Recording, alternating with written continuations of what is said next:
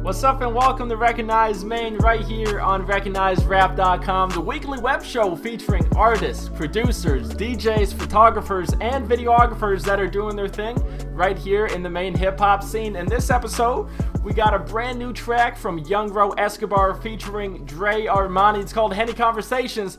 Gonna get into that at the end of this episode. Before then, got an interview with up-and-coming artist Super Permy. But first, you've heard her on the radio, you've seen her at events, that's right. DJ Haylstorm, also known as Hayley from Hot 104.7, is joining Recognize Maine. So Hayley, welcome to the show, and I want to start with this. So I was on your website recently, and you got a blog section, and you got a post where you talk about life advice, and in that post, you focus on persistence, and you basically tell a story where it was before you were hired at 104.7, how you mailed in your resume, you didn't hear back. You emailed them, you didn't hear back. You mailed them again a postcard thanking them in advance for meeting with you, and you still didn't hear back. So during this time, how did you stay so optimistic and motivated when you felt that you were being overlooked? Yeah, I mean, some might have called all of that harassment, but luckily they didn't see it that way. Basically, I don't know, it sounds crazy, but Hot 104.7 is the only hip-hop station in Maine, so I felt like I needed to be there, and I was going to wiggle my way in there one way or another. So I just kept hitting them up, and I knew once I finally met with them, after the resume a few times, Ryan DeLong gave in and let me come in and see the place and meet him face-to-face. I was like, you know, I'm going to talk him into this. So I guess I just knew, it sounds like nuts, but in my soul, like it was going to work out, and it did.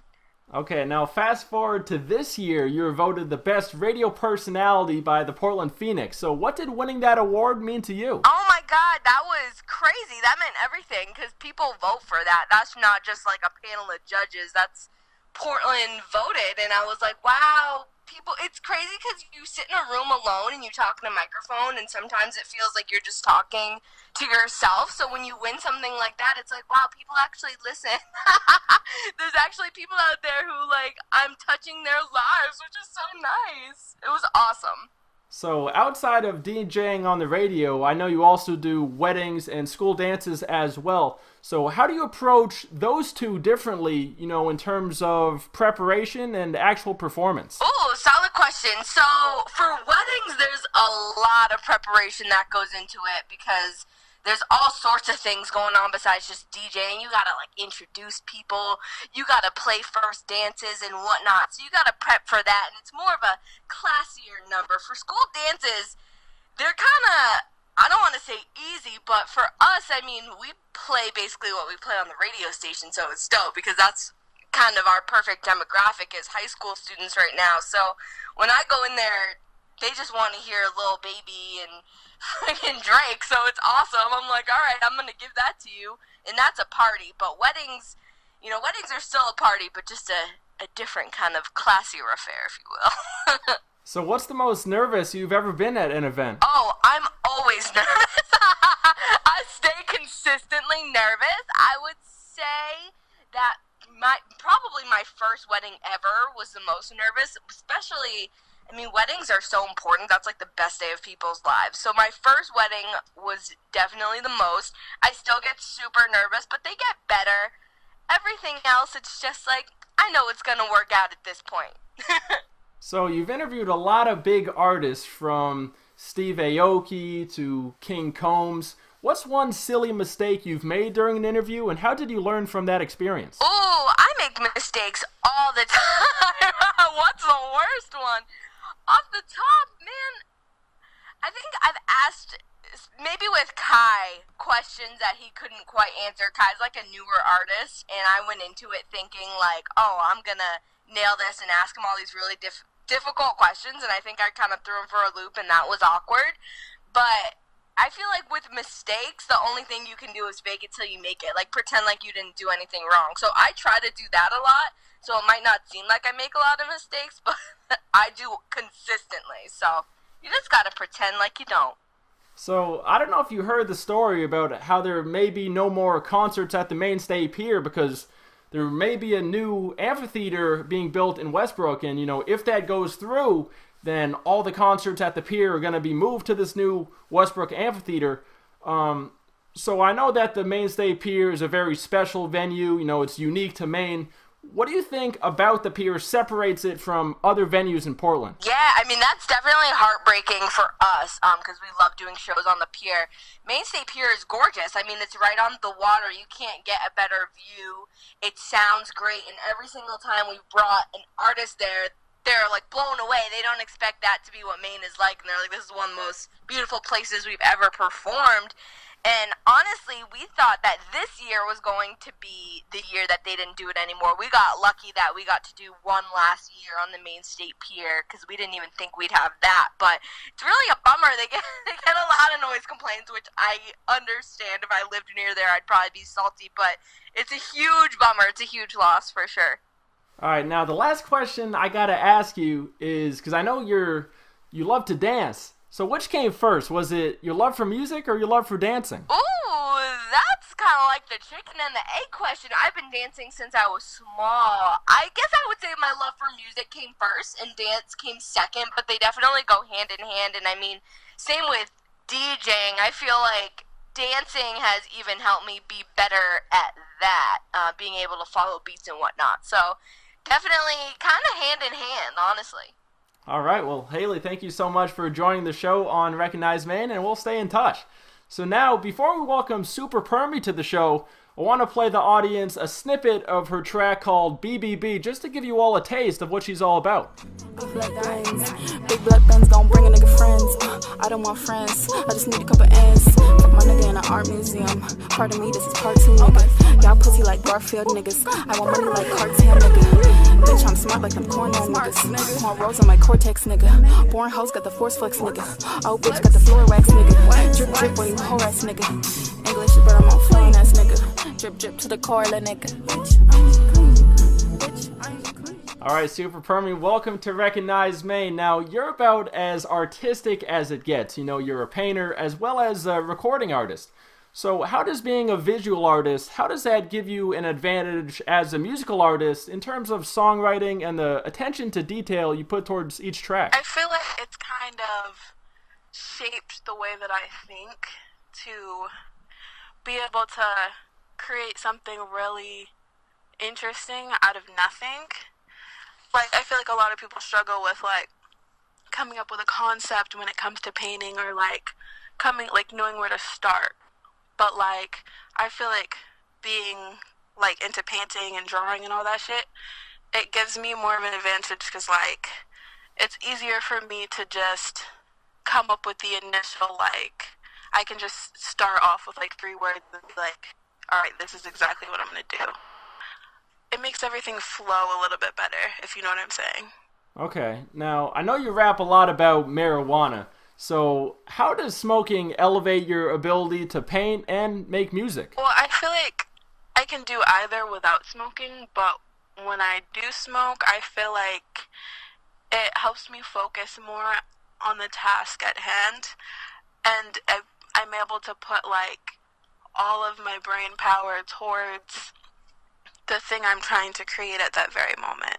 Because if I'm sober trying to write, I feel like it gets a little bit chaotic because there's so many things I'm thinking about during the day and, like, other, like, background thoughts that come into my head. But when I smoke, it's easier for me to be, like, really focused on that one thing. Okay. Now, speaking of smoking, you got a song called Marley. And in that song, you basically say that you're focused right now on getting your bachelor's degree. So outside of the arts, what are some valuable skills that you've learned at college? So in high school, I was like, I was a good student, but I didn't really ever have to apply myself. Like, I just flew by school just doing bare minimum. And so when I started college, I started a respiratory therapy program. And it's very intensive, and I've never had to put that much effort into anything in my entire life. So it's kind of given me some discipline, and it's made me be able to, like, I've never had to commit so much to something before. So it's also given me the confidence, like, that I'm capable to pretty much do whatever I set my mind to. Because initially I wouldn't think I'd be able to do this, like, it takes up basically my entire life. So it's like, it's me being able to balance that side of myself with my artistic side. And I feel like having to do that has, like, forced me to be able to, like, switch. Like, I have an art side of my brain and I have, like, a mathematical, like, intellectual type shit. And it's been really hard balancing those two. So having to do them at the same time, over time I've gotten better with being focused on one and getting what I need to do done, but also doing that with art. Okay, so how far along are you in your college career? Are you a sophomore or a junior? So it was a 2-year program, but I did my prereqs too. So like 4 years total, basically, and I graduate in May. So I'm almost done. And then when I start working, it's only 2 days a week, and the rest of that time, when I graduate, I'm not going to be in school anymore, and I'm just going to focus on my art and my music and trying to get that out there more. Okay, now back to the music. I know you spend a whole lot of time in the studio with Zaya Universe, who's of course a artist, a producer, and an engineer himself. So how has Zaya helped you improve your skills as a rapper? So before I started linking with Zaya and David, I was mostly just writing and recording, like, now and again, but, like, they kind of gave me the opportunity and the platform to start recording and, like, creating whole projects. And, like, I've never really collaborated with, besides my boyfriend, really, I've never really collaborated with other local artists, and they kind of gave me that connection. Like, I do music with them, and, like, whatever niggas they bring over, like, it's helped me grow as an artist because I'm influenced by them and, like, the different things they've exposed me to. And it's kind of cool to be able to link with people that have similar goals.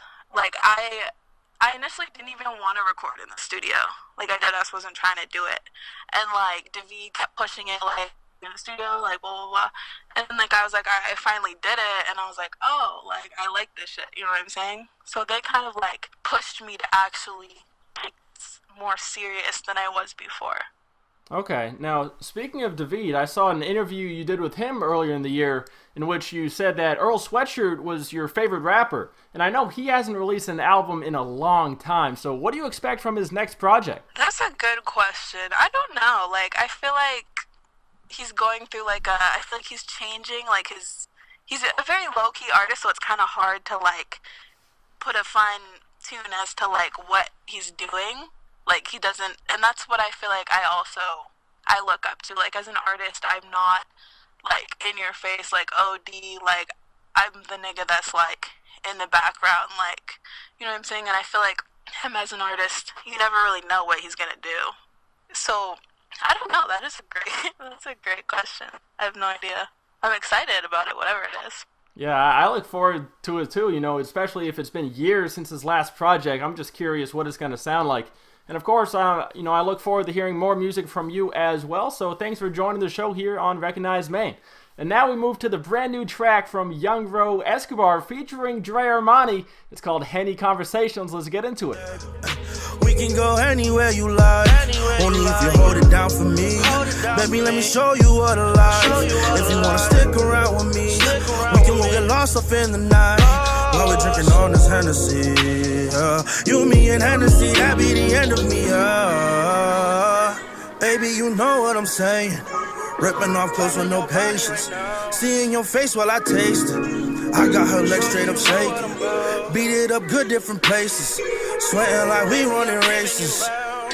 Yeah. Lost in any conversation. I'm loving what you're saying. I can feel the hesitation. Baby, don't you grab your body in temptation. Got you thinking, contemplating. Tell me what we doing here and waiting. It's your move, yeah. Lost in these empty conversations. Rubbing on your body like an actress. I can give you space if you need that, girl. I can put that pussy on practice. Never mind, I can be your mattress. You can lay on me anytime. You can ride on the pipe. I can fuck you with a passion. Hey, fuck you with a passion, girl. Henny Conversations, Young Ro Escobar featuring Dre Armani. Name a better duo. I'll wait. I'll be waiting a long time, that's for sure. Listen to the full track on SoundCloud. Again, Henny Conversations. And that's a wrap for this episode of Recognize Maine right here on RecognizeRap.com. Thank you so much for tuning in. Leave a comment. Let me know who I should interview on the next episode. All right, peace.